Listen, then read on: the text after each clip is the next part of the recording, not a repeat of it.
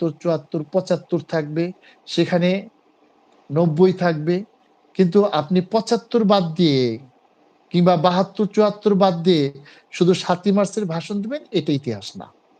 আমার কথা হচ্ছে ইতিহাসে ব্যালেন্স থাকতে হবে।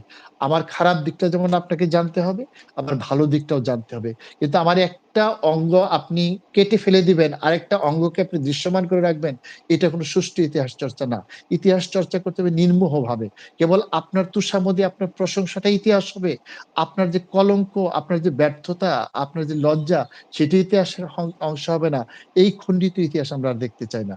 আমরা চাই প্রত্যেক ব্যক্তির, জিয়া রহমানের যদি ভালো কিছু থাকে সেটা যেমন থাকা উচিত, জিয়া রহমানের যদি খারাপ কিছু থাকে সেটাও থাকা উচিত। খালেদা জিয়ার যদি ভালো কিছু থাকে সেটা যেমন থাকা উচিত, খালেদা জিয়ার যদি খারাপ কিছু থাকে সেটাও থাকা উচিত। শেখ হাসিনা যদি ভালো কিছু থাকে সেটা যেমন থাকা উচিত, শেখ হাসিনা যদি খারাপ কিছু থাকে সেটাও থাকা উচিত। কিন্তু একজনের ভালোটা থাকবে আর আরেকজনের খারাপটা থাকবে, আমরা এই ইতিহাস চাই না। এবং আমরা চাই সেই ইতিহাস থাকবে ইতিহাস বইয়ের মধ্যে। সেই ইতিহাস যাতে